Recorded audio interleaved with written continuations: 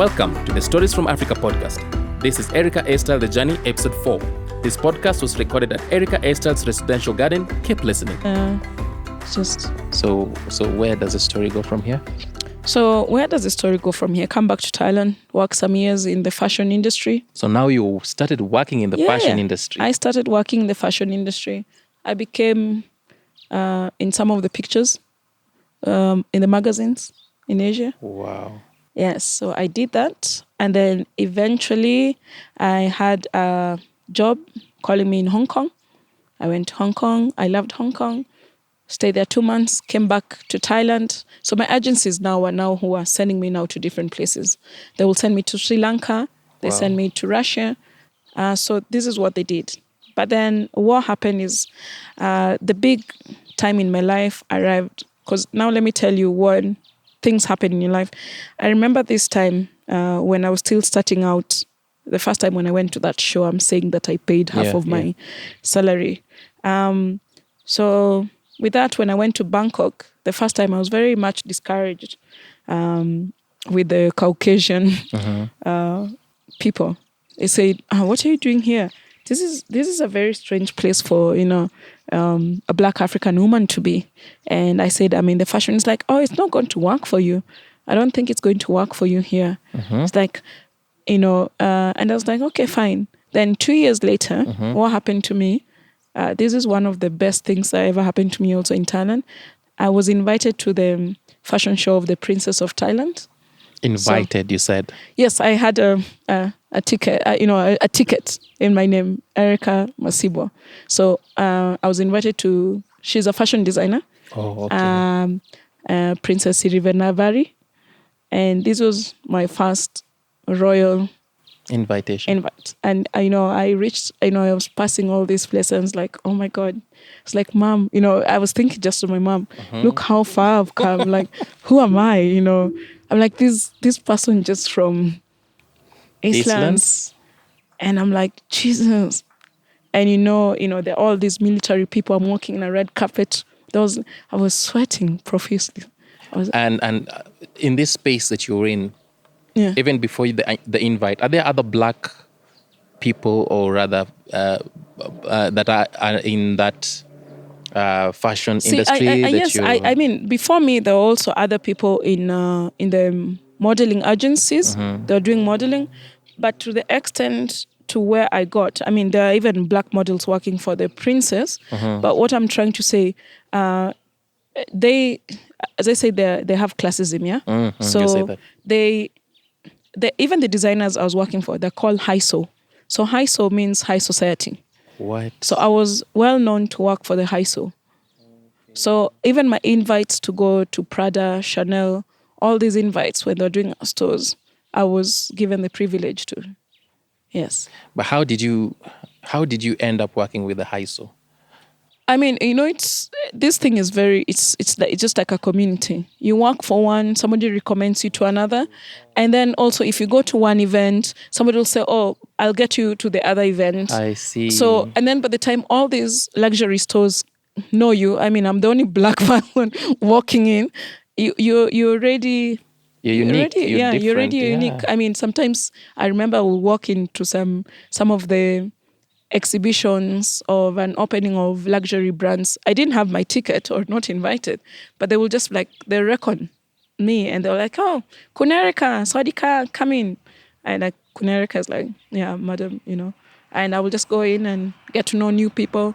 And a lot of them also knew I was a personal shopper. So, yeah. So you just walk in? Yeah, I just walk in. Yeah. They will open that, the opening. And how would you know about all these openings and all these opportunities? That's why I told you, always talk to people. Oh, I see. I mean, when you go to an event, what's the point of you sitting in a corner? And maybe even just talking to people that you know. Yeah. So always when you go somewhere, be you in the sense, because you listen to this when people say a lot, be you. No. When I say you cannot go somewhere and be you, sometimes be the uncomfortable you. I see. Yeah. So you go to a party, you sit in a corner, you expect something will work for you. No, it doesn't. So reach out, talk to someone, know someone. Yeah, and if you see the person does not want to talk, move to the next one. it's a whole it's a whole space where there's yes and no. I see. Yeah. And this also tells me that you learned to accept no's. Yes, I learned rejection very early. Actually, it started happening me when I was in Kenya. There's a time when I went to do the Big Brother Africa. What? This was even before all this, when I came back and I was studying the culinary. Yeah. So, I said, oh, let me go to this. So I went with my two of my friends. They were Colombians. They were my closest friends. Yes. So they took me. And I remember I went to do the, is it the interview or whatever, what is happening. So I can't remember this. I don't want to project it. Yes. But the lady, I think it was a lady. She was a Kenyan. There was a South African. I think the South African liked me, my character. Yeah. The lady did not agree with me. Then the group that I was with, they did not also agree with me, because one of them, when I go to a space I don't know, as I said, I go there and talk to people and everything, or I sit back and look at where it is.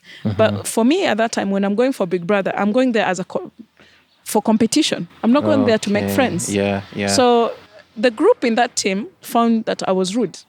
They felt I was rude. Like one said, "Oh, she's not." She's like, I feel. If I use the word, maybe I feel like pompiers or something. And it was not that. I was like, I'm here for a competition. I'm not trying to be friends. Yeah. You also have to look at every situation you're in. And of course, I didn't get in. I was like, okay, fine. I tried. Do you remember who got in that time? Oh, shit, do I remember? No, honestly, I didn't follow up after. Okay. No, I can't remember. But that's the time when I went for it. And rejection, I see. I always say, I've always understood rejection. And I've never even carried, after I finish, like even now when I'm older, sometimes I send emails to even different brands, or let's say even if I want to collaborate with you in something, if it's a no, it's just okay. Yeah, you've gotten to... it's okay. Okay. It's not a big deal. Next, please. I see. Yeah. We need to learn to take no positively. Yeah, it's the best thing, because sometimes I look at myself, and when I look at myself now, I say, oh God, I saved myself the embarrassment. I couldn't imagine myself on Big Brother. I was not well put together. So when I look at it now, I'm like, Jesus. Televised embarrassment. Yes. And yes, when I look at it, I was like, what was I going to do there? When I questioned myself years later, I was like, it was never for the fame. It was just, I wanted to explain how I think. I think for me, it's like, there are people who are outside here who think like me. But I don't, now I'm very happy. I have a very good support system. I see. And I have friends who are artistic.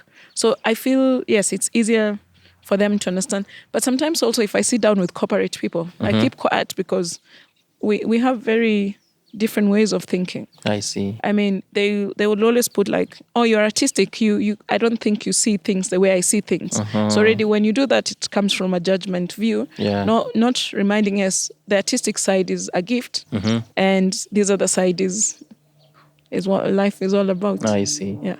So you're able to go to this event. And so what did this event do to you? What did it teach you? Oh my God. I loved it. It was so details. It was one of the most luxury events I've ever gone to. It's like, even when I'm talking about it now, if you look at me, you see how I'm smiling. It's like, this was heaven on earth. And I saw her work. I was like, these details. And I said, oh my God, if I could go to such events every time of my life, I'll be happy. Guess what? I was so happy. I met the most interesting people. 2 weeks later, I'm calling all the people I know, photographers. I'm like, hey, you guys have not called me for a job. And they're like, Erika. So I didn't have a job for like 2 months. And let me tell you why. I told you Asians are into classism. Yeah. They said, oh, Erika, you went to this event. We do not think we can hire you. We can't afford you. I was like, no. I mean, my price is the same. You guys know me. I just want my job. And I didn't get a job for 2 months because of that. So I was not paid. I I learned my lesson. It's like, just because I was in a royal event doesn't mean I was going to get more jobs. It just meant like I'm just going to be thrown under the bus and told, darling, you're not one of us now. But this is a very different way of looking at things, though. Yeah, that's what I'm saying. I mean, if I was in the US and I've attended an event in Hollywood and I'm in one of the pictures, I mean, that means new openings, right? Yeah, pretty it's like, much. Who is this? But this for me was not. Of the people that already had you would want to keep you because now when they're seen with you, there's value. Yeah, for them it's not. It's like, I don't think now you've already evolved to a different class. What? So I don't think, So I didn't have a job for 2 months. I went to Hong Kong. I looked for a job. And then this is how I met this guy who introduced me to do part-time for Prada in Hong Kong. Yeah, I did it for a short time. And I mean, this time I was also a personal shopper. I'll take people to Van Cleef, all these luxury brands. So that's how I got. But also, I also was, even when I would go to, let's say, these luxuries events, I'll always talk to because they had the security amount was really high. So they had a lot of, bouncers. In Hong Kong, especially, most of them are from Africa. So, I had a conversation with them, but most were also coming from West Africa. So I liked to have a conversation like that because it opens your mind very differently. And I was never sitting with one kind of class of people. Oh, I see. So, I will be downtown 1 minute eating my noodles, just talking to a normal Chinese guy, on Hong Kong. The next day I have to be in a high-end club, high-end restaurant, trying to make the deal go through, get a job in fashion styling and personal shopping, yeah. And this class thing that you were being told, did it get to your head? It didn't get to my head because when I looked at myself, where I was coming from, how will it get into your head? I was not brought up that way. How will it get to, I mean, I'm not wealthy. I don't own a yacht. How will it get into my head? We were very different. And that's why I am happy even until now when I tell people, do not compare yourself. And even when I look at social media, I look at it in the sense, I see all these young people trying to behave or act rich. Yeah. When I say that, when you actually meet a wealthy person, and when I'm talking about wealthy person, I'm talking about wealth here. We're not talking about few money or a lot of money, or we're not talking about money that you can just count like this in your savings, I'm talking about the extremely wealthy, that even the assets are it's just wealth. Let's just say that. When you are around these people, what I learned is this: there's always somebody who's going to have more than you. Yeah, true.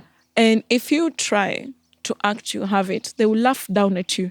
So imagine me trying to behave just because I can afford a shoe that is maybe $2,000, which of course I've been paid or I've been given as a gift with one of my clientele. And that is basically like her drinking soda money. So if you try to behave behave that you are rich, they look down upon you. Yeah, they look at you and wonder, what is this? If you also try to brag for the rich person, they will envy you.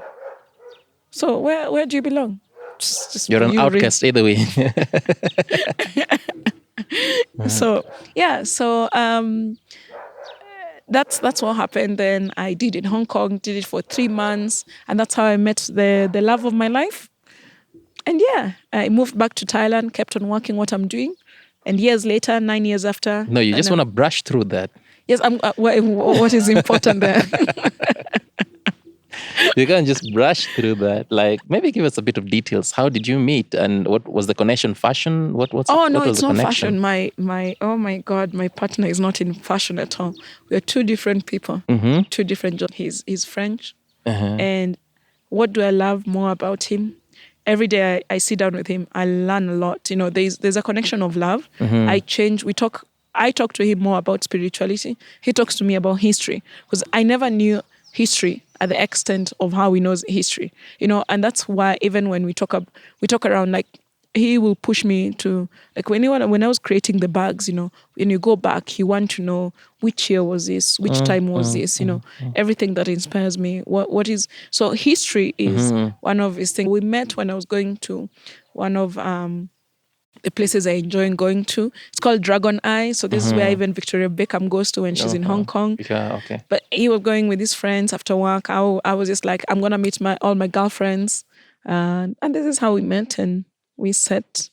Did the French studies help at this point? Oh no! Because once he speaks very fast, I'm just drawn. I'm like, huh? Please say more. Quoi? But yeah, when I'm angry, my French comes out, which is very interesting. Yeah, I still want a psychiatrist to analyze that. So yeah, my French gets better when I'm angry, but when I'm normal, it's very much to rien. So did he speak English? Oh yeah, he does speak English. Oh, so it was much easier for you considering. Yes.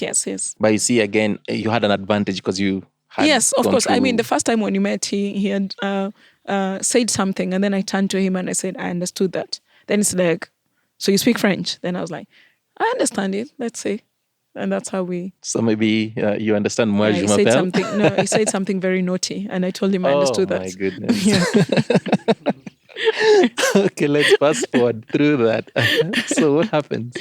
When is AKIRE born? Okay, so Erika comes back to Kenya. But when I was coming back to Kenya, you're going to ask me, why did I leave all that? Yeah, because but before we even get back to Kenya, did you ever bounce back from the classism? So yes, when I went back to Thailand, I mean, it was 3 months, I had to, I'm somebody who just pushes people in the sense like, come on, you'll say to me, you'll say, Erika, then, I just went to the office and say, come on, I really need to be back in the game, and I had gone for 3 months. So I came back and I'm like, this is my place. My apartment is here. I don't know any other place. I mean, I still wanted the agencies to send me somewhere different, even if they needed to. And some of the gigs I had to do them for free just to tell them. What? Yeah, I mean, I'm telling you, life sometimes requires you to be like, look, this is not what you want of me, but I'm going to do this to prove. So I had to do some of the styling sessions. I'm like, I'm going to be there. And they're like, you don't have to be here. I'm like, I'm going to be there. It's starting at 5. Yes, I'm going to be there. And and I have to be there at 5.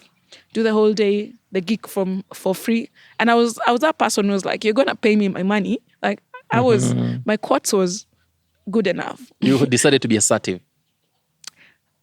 Yes, but even before this, okay, let me tell you. Even with this time, before I went to the Royal Fashion Show, the thing what happened is like they used to know the kind of character I was. They'll be like, oh, don't call that black woman if you're calling her just to dress very basic. I used to tell them, please, my kind of styling is very eccentric, and the kind of designers I like to do, or give me something challenging. Don't wake me up if you're going to call me for something basic.